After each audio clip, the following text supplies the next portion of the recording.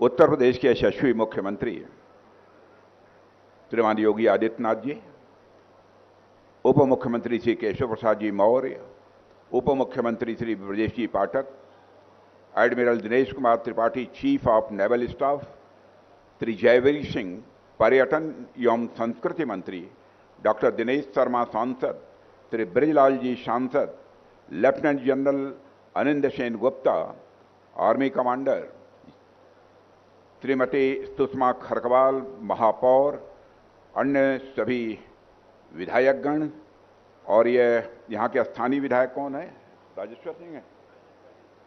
राजेश्वर सिंह जी यहाँ के स्थानीय विधायक। अब मैं सभी विधायकों का नाम नहीं ले रहा हूँ। और यहाँ मौजूद सारे हमारे सेना के अधिकारी और उत्तर प्रदेश प्रशासन के सभी अधिकारी वर्ग और यहाँ मौजूद मेरे सभी सम्मानित बहनों एवं भाइयों, सबसे पहले मैं नौसेना शौर्य वाटिका के उद्घाटन के अवसर पर उत्तर प्रदेश और विशेषकर लखनऊ की जनता को अपनी तरफ से हार्दिक बधाई देता हूँ। बहनों भाइयों, लखनऊ में आप सबके बीच आना, आप सबसे मिलना हमेशा मुझे बहुत ही अच्छा लगता है और इच्छा यही रहती है कि लखनऊ के लिए, आप लोगों के लिए जो कुछ भी बन सके अपने तई मैं वह करूं और करने की अपनी तरफ से भरपूर कोशिश भी करता हूं। साथियों, लखनऊ में इस नौसेना शौर्य वाटिका का उद्घाटित होना मैं समझता हूं केवल लखनऊ वासियों अथवा प्रदेशवासियों के लिए नहीं, बल्कि व्यक्तिगत रूप से हमारे लिए भी बहुत ही सम्मान और यह गौरव का क्षण है। साथियों, आने वाले समय में नौसेना शौर्य वाटिका लखनऊ के लिए एक प्रेरणा स्थल तो बनेगा ही, बल्कि एक टूरिस्ट हब के रूप में यह बनेगा और यह लखनऊ की पहचान बनेगा, यह मेरा पक्का विश्वास है। ये सारी चीजें मैं मानता हूं बढ़ते हुए उत्तर प्रदेश की तस्वीर हैं, जो हमारे मुख्यमंत्री योगी आदित्यनाथ जी के नेतृत्व में उत्तर प्रदेश आगे बढ़ रहा है।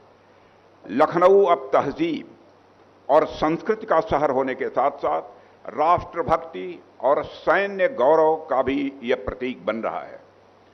साथियों, उत्तर प्रदेश जिस तरह से विकास के रास्ते पर तेजी से आगे बढ़ रहा है, उसे आज हम सभी देख रहे हैं और हम सभी जानते हैं कि कभी उत्तर प्रदेश की पहचान गुंडा राज और बिगड़े हुए लॉ एंड ऑर्डर से होती थी। लोग भय से जीते थे, डर में अपनी जिंदगी गुजारते थे। इन्वेस्टर्स यानी भारत से यदि कोई निवेशक आकर यहां पर पूंजी निवेश करना चाहता है तो वह भी यहां आने से कतराता था कि उत्तर प्रदेश में लॉ एंड ऑर्डर की सिचुएशन बद से बदतर है, इसलिए वहां पर मैं निवेश करूंगा तो गुंडों के द्वारा, बदमाशों के द्वारा हमें परेशान किया जाएगा। लेकिन आज का उत्तर प्रदेश मैं ही से स्वीकार नहीं करता हूं, बल्कि सारा हिंदुस्तान स्वीकार करता है कि बहनों भाइयों बदल चुका है। One district one mafia, Uttar Pradesh की ऐसी हालत हो गई थी, वन डिस्ट्रिक्ट वन माफिया के लिए यह उत्तर प्रदेश जाना जाने लगा था। लेकिन प्रदेश आज वन डिस्ट्रिक्ट वन प्रोडक्ट के लिए जाना जा रहा है, यह सबसे बड़ी विशेषता है। और यह परिवर्तन किसी वजह से नहीं, बल्कि उत्तर प्रदेश के जनप्रिय मुख्यमंत्री श्री योगी आदित्यनाथ जी के मजबूत नेतृत्व का यह नतीजा है, यह मैं मानता हूं। और उन्होंने जिस तरह से प्रदेश की कानून और व्यवस्था को संभाला है, मैं मानता हूं कि अपने में वह एक मिसाल है। यह कोई साधारण बात नहीं है। उत्तर प्रदेश जैसे बड़े राज्य की कानून और व्यवस्था को चुस्त दुरुस्त करना, और इस कानून और व्यवस्था के मोर्चे पर आपने जबरदस्त कामयाबी हासिल की है। लखनऊ समेत उत्तर प्रदेश की समस्त जनता यह अनुभव कर रही है कि उत्तर प्रदेश अब लहलहा रहा है, उत्तर प्रदेश अब जगमगा रहा है, उत्तर प्रदेश अब तेजी से आगे बढ़ रहा है। साथियों, जब इस शौर्य वाटिका का निर्माण प्रस्तावित हुआ तो योगी जी ने इस पर बड़ी ही सकारात्मक प्रतिक्रिया दिखाई थी। और हम यह भली भांति समझते हैं कि जो राष्ट्र अपनी सेनाओं का सम्मान करता है, वही राष्ट्र दुनिया में सम्मान भी प्राप्त करता है। और इस भाव को योगी जी ने अपने व्यक्तिगत हस्तक्षेप से इकाना स्टेडियम के पास और गोमती वेटलैंड से सटी यह प्राइम लोकेशन इस परियोजना के लिए उपलब्ध कराई है। और इतना ही नहीं, और जिस तेजी से आपकी सरकार ने बजट स्वीकृत किया है और हर अहम पड़ाव पर आपने स्वयं इसकी निगरानी की है, इस काम को रिकॉर्ड समय में आपने पूरा करवाया है, इसके लिए भी मैं मुख्यमंत्री जी और साथ ही उनकी सरकार की मैं सराहना करना चाहता हूं। साथियों, आमतौर पर होता यह है कि बातें बहुत सारी होती हैं, लेकिन एक बात के लिए मैं और यह कहना चाहूंगा कि आमतौर पर जब कभी हम भारतीय नौसेना का नाम सुनते हैं तो हमारे जेहन में समुद्र की लहरें, मुंबई का गेटवे ऑफ इंडिया, विशाखापट्टनम का बंदरगाह, कोच्चि के जहाज, यही सब चीजें हमारे जेहन में स्वाभाविक रूप से आती हैं। आम धारणा यही है कि नेवी का अस्तित्व सिर्फ समुद्री इलाकों तक ही यह सीमित है। तो फिर आखिर लखनऊ जैसे शहर में, जो समुद्र से सैकड़ों किलोमीटर दूर है, इस नौसेना सौर्य वाटिका की जरूरत क्यों पड़ी? आखिरकार नेवी का अवध की धरती से क्या रिश्ता है? ऐसे भी सवाल लोगों के दिमाग में खड़े हो सकते हैं। दरअसल इस सवाल का जवाब हमारे देश के इतिहास और भूगोल की गहरी समझ में छिपा हुआ है।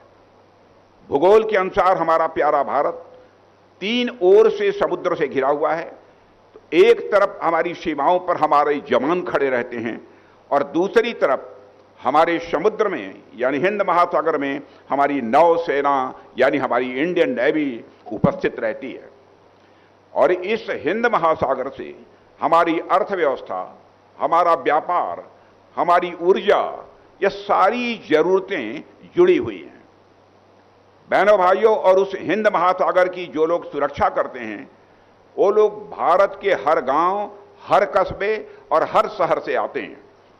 और हमारी नेवी पूरे देश का, ये हमारी नेवी पूरे देश की एक एसेट है और उसकी ताकत देश के हर नागरिक के संकल्प और विश्वास से ही यह आती है, चाहे वह समुद्र के पास रहता हो या हजारों किलोमीटर दूर लखनऊ में रहता हो। साथियों, इसके अलावा आप देखिए कि हमारी गोमती नदी यह लखनऊ की जीवन धारा है और इसी गोमती नदी के नाम पर एक आईएनएस गोमती नाम का युद्धपोत वारशिप जिसे कहते हैं, वह भी हमारे देश में है, जिसे 1988 में हमारी नौसेना में शामिल किया गया था।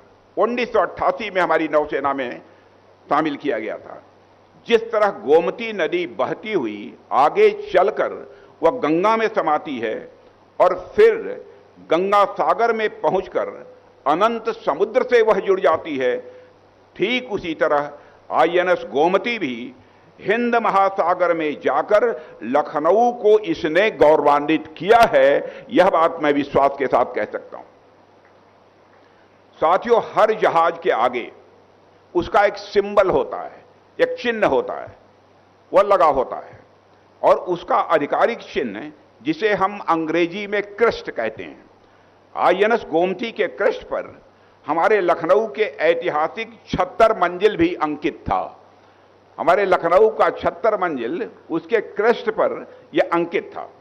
जब यह जहाज हिंद महासागर में अपनी ताकत का प्रदर्शन कर रहा होता था, उस वक्त इसकी पहचान सीधे सीधे इसी 76 मंजिल और गोमती नदी से जुड़ी हुई थी। यानी हमारी गोमती और लखनऊ का नाता तो नेवी के साथ लंबे समय से रहा है और इसी अटूट बंधन का उत्सव मनाने के लिए आज यहां नौसेना शौर्य वाटिका प्रारंभ किया गया है। बहनों भाइयों, आज इस पार्क में आप जो कुछ भी देख रहे हैं वो सब वास्तविक है, एकदम असली युद्ध सामग्री जो कभी आईएनएस गोमती की शान हुआ करती थी। नेवी का जो बड़ा सा जहाज आप लोग देखते हैं और जो अभी नहीं देखा होगा तो जाकर देखेंगे, उसमें बहुत से उपकरण लगे होते हैं और मैं आप सबसे आग्रह करूंगा कि उसके भीतर घुसकर भी देखिए। उसके विशालकाय मिसाइल लॉन्चर जो दुश्मन के जहाजों पर सटीक वार करने में पूरी तरह से सक्षम होते हैं। उसके टारपीडो ट्यूब जो पानी के भीतर घात लगाए बैठे पनडुब्बियों का सफाया कर सकते हैं, उसके राडार्स जो सैकड़ों किलोमीटर दूर से आते खतरे को पहले से ही भांप लेते थे, उनके मुख्य तोप की माउंटिंग जिसकी गर्जना सुनकर दुश्मन के होश उड़ जाते थे, और इसके अलावा नेवी में प्रयोग होने वाले surveillance aircraft, multi role helicopter और टारपीडो आदि अब लखनऊ की धरती पर यह स्थापित हो चुके हैं। यह हम सबके लिए बहुत ही गौरव का विषय है। इसीलिए साथियों मैं कह रहा हूं, यह पार्क कोई साधारण पर्यटन स्थल नहीं है, बल्कि एक जीवंत यह हमारे लिए प्रेरणा स्थल है। यह शौर्य वाटिका आने वाली पीढ़ियों को यह बताएगी कि आजादी और सुरक्षा की कीमत क्या होती है। कई लोग यह सोच सकते हैं कि आखिर इस तरह की शौर्य वाटिका का यहां क्या काम है, इससे क्या होगा, पर इस पर हमें सोचने की जरूरत है। साथियों, आज के दौर में हम सब अपने रोजमर्रा के जीवन में बहुत ही उलझे हुए हैं, और कोई नौकरी चाकरी में लगा है, कोई घर परिवार की जिम्मेदारियों में लगा हुआ है, कोई अपने बिजनेस व्यापार में लगा हुआ है। ऐसे में बहुत सारी चीजें जो हमारे लिए बेहद अहम होती हैं, हम उनसे अनजाने में कटते चले जाते हैं। हमारी सीमाओं की हिफाजत करने वाले हमारे सैनिकों का जो बलिदान है, उनका रोज का जो संघर्ष है, इन सब चीजों से हमारा आत्मीय रिश्ता रोजमर्रा की दौड़ धूप में यह पीछे छूट जाता है। ऐसे में यह शौर्य वाटिका हमें एक बार रुक कर, ठहर कर सोचने पर मजबूर करेगी कि जिन लोगों की वजह से हमारी यह सारी जिंदगी सुरक्षित चल रही है, उनका योगदान हमारी जिंदगी में कितना बड़ा है, और उनके प्रति हमारी नई पीढ़ी कृतज्ञता अनुभव करेगी, ऐसा मेरा विश्वास है। साथियों, यह कृतज्ञता यह बहुत ही आवश्यक है। इसका एक उदाहरण आप देखिए। हम सब जब छुट्टी वाले दिन बड़े इमाम बाड़े की भव्यता देखने जाते हैं, जब हम चौक में जाकर चिकन का बढ़िया कुर्ता खरीदते हैं, और जब हम अपने परिवार के साथ किसी रेस्टोरेंट में खाना खाने जाते हैं, तब हम बड़े प्रसन्न होते हैं। लेकिन क्या हम कभी उस पल सोचते हैं कि यह सब क्यों हो पा रहा है? हम यह सब इसलिए कर पा रहे हैं क्योंकि हम सुरक्षित हैं। सबसे पहली और सबसे जरूरी चीज हमारी सुरक्षा होती है, और वह हमें हमारी सेनाएं ही दे रही हैं इस भारत में, और हम सुरक्षित हैं। तभी तो हम यहाँ त्योहार मना पाते हैं, यहाँ पर हम व्यापार कर पाते हैं, अपने बच्चों को हम ठीक तरीके से पढ़ा पाते हैं। तो यह जो शौर्य वाटिका और यह म्यूजियम जो यहाँ बना है, यह केवल स्थापत्य कला या बनावट का नमूना भर नहीं है। ये हमें हर पल हमारी सेनाओं की याद दिलाती रहती है, और हमारे भीतर उनके प्रति कृतज्ञता का जो एहसास है, उसको भी ताजा करती रहेगी, ऐसा मेरा विश्वास है। मुझे बेहद खुशी होगी कि जब लाखों की तादाद में लोग यहाँ पर आएंगे और अपने वीरों को याद करेंगे, उनकी विरासत को और उनकी लिगेसी को भी वह याद करेंगे। साथियों, मैं आप सभी को एक और बात यहाँ पर बताना चाहूँगा कि मेरे पास अक्सर बहुत बड़ी संख्या में हमारी सेनाओं के रिटायर्ड प्लेटफार्म्स और उपकरणों के लिए स्कूल, कॉलेज और संस्थानों से पत्र मिलते रहते हैं। विधायक और सांसद बराबर आग्रह भी करते रहते हैं। किसी को रिटायर्ड टैंक चाहिए होता है, किसी को फाइटर एयरक्राफ्ट चाहिए, तो किसी को कोई हेलीकॉप्टर चाहिए होता है। मेरा हमेशा यही प्रयास रहता है कि जिन उपकरणों ने, जिन इक्विपमेंट ने दशकों तक हमारी सेवा की है, वो रिटायर होने के पश्चात हमारे स्कूल, हमारे कॉलेज, हमारे विश्वविद्यालय में प्रदर्शित हों। क्योंकि जब हमारी नई पीढ़ी उन्हें अपनी आंखों के सामने देखेगी, उन्हें अपने हाथों से स्पर्श करेगी, तो उनके भीतर राष्ट्र निर्माण का स्वाभाविक रूप से एक जोश भी पैदा होगा। और आज जो नौसेना शौर्य वाटिका यहां आपके सामने है, इसके पीछे भी मैं समझता हूं कि यही सोच है। और साथियों, आप सब तो देख ही रहे हैं कि आज कल दुनिया में क्या क्या चल रहा है। यूक्रेन रूस विवाद हो या फिर हाल के समय में मिडिल ईस्ट में चल रहे युद्ध हों, हर तरफ सारी दुनिया में इस समय उथल पुथल मची हुई है। और यह पूरे उथल पुथल हमें यह संदेश दे रहे हैं कि दुनिया की शांति और समृद्धि की चाबी समुद्र मार्गों की सुरक्षा के पास ही है और कहीं नहीं है। समुद्री मार्गों की सुरक्षा के पास ही है। समुद्र में आपकी उपस्थिति एक तरह से ताकत का ही यह प्रतीक होती है। और साथियों, जैसे इसका एक उदाहरण आप देखिए, पिछले साल पहलगाम में, मैं आपको याद दिलाना चाहता हूं, पहलगाम में एक कायराना आतंकी हमला हुआ था।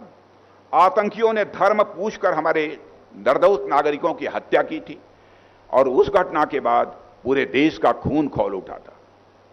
उसके बाद हमारी तीनों सेनाओं ने मिलकर ऑपरेशन सिंदूर को अंजाम दिया और हमारी सेनाओं ने सटीक हमले करके पाकिस्तान में स्थित आतंकी ढांचे को पूरी तरह से तबाह कर दिया था। हमारी आर्मी और एयरफोर्स ने तो अपनी भूमिका निभाई ही, लेकिन जो भूमिका हमारी नेवी ने निभाई वो भी बहुत ही महत्वपूर्ण थी। साथियों, हमारी नेवी पूरी ताकत के साथ अरब सागर में उस समय मौजूद थी, पूरी ताकत के साथ, पूरी तैयारी के साथ अरब सागर में उपस्थित थी। और हमारे navy chief admiral Dinesh Tripathi बार बार कहते थे कि सर, मुझे कब अवसर प्राप्त होगा, हमारे नेवी को कब अवसर प्राप्त होगा कि हम एक बार पाकिस्तान को सबक सिखा सकें। साथियों, मेरी भी इच्छा होती थी यह अवसर काश नेवी को भी मिल जाता तो नेवी भी क्या होती है पूरा हिंदुस्तान समझ जाता।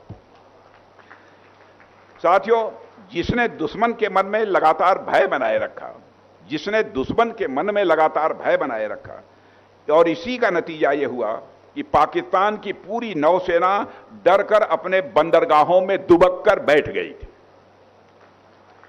और साथियों, हमारी सेनाओं की यह ताकत, हमारी लगातार की गई मेहनत और यह सतर्कता का नतीजा है। 2014 में जब हमारे प्रधानमंत्री मोदी जी के नेतृत्व में हमारी सरकार आई, तब से ही हमने इस बात पर विशेष बल दिया और इस पर विशेष ध्यान दिया कि भारत सही मायनों में सबसे ताकतवर तभी कहलाएगा जब हमारी सेनाओं को हथियार के लिए दुनिया के दूसरे देशों पर निर्भर नहीं रहना पड़ेगा। इसीलिए हमारे प्रधानमंत्री जी ने आत्मनिर्भर भारत का एक विजन, एक नजरिया इस देश के सामने रखा था। साथियों, हमने make in India, defence corridor, iDEX, Aditi और कई भी इनिशिएटिव के माध्यम से यह सुनिश्चित किया कि हम भारतीय सेनाओं के लिए अत्याधुनिक हथियार भारत में ही निर्मित करेंगे, भारत की धरती पर ही निर्मित करेंगे, भारतवासियों के हाथों से ही बनाएंगे और यदि संभव हो तो हम उसे भारत के बाहर निर्यात भी करेंगे, यानी दुनिया के दूसरे देशों को भी हम बेचेंगे।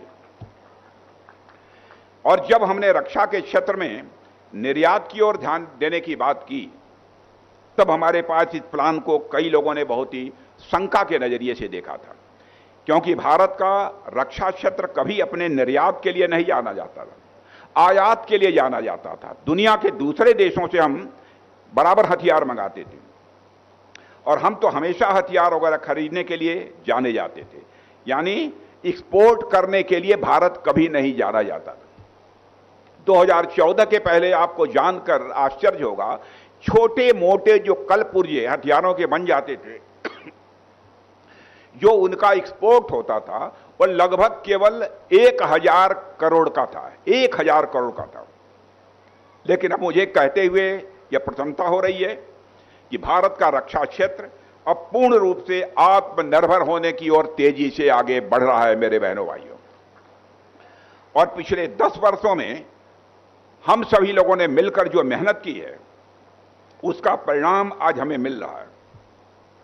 2014 में हमारा घरेलू रक्षा उत्पादन मात्र 46,000 करोड़ रुपया था, यानी हम लोग भारत में सिर्फ 46,000 करोड़ रुपए के हथियार और सारे सब मिला जुलाकर 46,000 करोड़ रुपए के सारे साजो सामान बना पाते थे।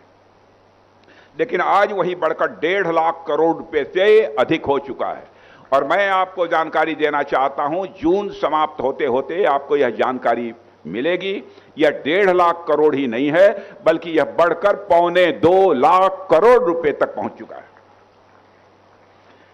इसके अलावा 2014 तक भारत का जो डिफेंस एक्सपोर्ट है वह बहुत कम हुआ करता था। हम केवल 1000 करोड़ रुपए से भी कम के हथियार और साजो सामान दुनिया को बेच पाते थे, लेकिन आज वही बढ़कर हम लगभग 40,000 करोड़ रुपए के सामान दुनिया के दूसरे देशों को दे रहे हैं। इस तरह की अनेक उपलब्धियां रक्षा क्षेत्र में हम लोगों ने हासिल की हैं। और साथियों, इस उपलब्धि में उत्तर प्रदेश का और विशेषकर लखनऊ का भी योगदान रहा है। मेरा हमेशा से यह प्रयास रहता है कि लखनऊ और पूरे उत्तर प्रदेश की जनता का हमारी सेनाओं के साथ सीधा और भावनात्मक यह जुड़ाव बना रहे। यूं तो उत्तर प्रदेश की धरती पहले से ही सेना में अपनी भागीदारी के लिए जानी जाती है और यहां के जवानों ने हर युद्ध में बढ़ चढ़कर कंधे से कंधा मिलाकर देश की रक्षा भी की है, लेकिन हमने इसे और आगे बढ़ाने का संकल्प लिया है, इसका बीड़ा उठाया है। और इसी सोच के तहत हमने यहां पर लखनऊ में डीआरडीओ की प्रयोगशालाएं भी प्रारंभ की हैं। डिफेंस कॉरिडोर के माध्यम से उत्तर प्रदेश भारत के रक्षा क्षेत्र को आत्मनिर्भर बना रहा है और यहां लखनऊ में ब्रह्मोस का भी निर्माण हो रहा है और भी कई तरह से उत्तर प्रदेश डिफेंस मैन्युफैक्चरिंग को मजबूत कर रहा है। इसके लिए भी मैं उत्तर प्रदेश के माननीय मुख्यमंत्री श्री योगी आदित्यनाथ जी को बहुत ही बधाई देता हूं, तहे दिल में बधाई देता हूं। न केवल डिफेंस के क्षेत्र में बल्कि health, education, agriculture, science and technology, trade and commerce, roads, highways, airports, यानी हर क्षेत्र में यूपी, हर क्षेत्र में यूपी अब अप हो रहा है। हर क्षेत्र में यूपी अब अप हो रहा है, यानी ऊंचाई छू रहा है। यह सब अपने आप में मैं समझता हूं कि बहुत एक सकारात्मक परिवर्तन है। और बहनों भाइयों, मैं यह भी कहना चाहूंगा योगी जी से कि इस पार्क को और बेहतरीन बनाने के लिए जो कुछ भी आवश्यक होगा, अभी एक चीज हमारे दिमाग में आई है कि यहां पर एक बड़ी पनडुब्बी भी आनी चाहिए, क्योंकि यहां के लोगों ने पनडुब्बी शायद न देखी हो, लेकिन पनडुब्बी के अंदर जाने के लिए जिनका कमजोर घुटना होगा वह पनडुब्बी के अंदर नहीं जा सकते। मजबूत घुटने वाले ही पनडुब्बी के अंदर जाकर देख सकते हैं कि नीचे का उसका सिस्टम कैसा होता है। वह पनडुब्बी भी यहां आएगी, मैं आप सबको विश्वास दिलाना चाहता हूं। मैं उत्तर प्रदेश की जनता और विशेषकर लखनऊ के लोगों को भी बधाई देता हूं और हमारी नौसेना की आत्मा का यह गौरवशाली हिस्सा आज हम लखनऊ को आपको हम सब समर्पित कर रहे हैं।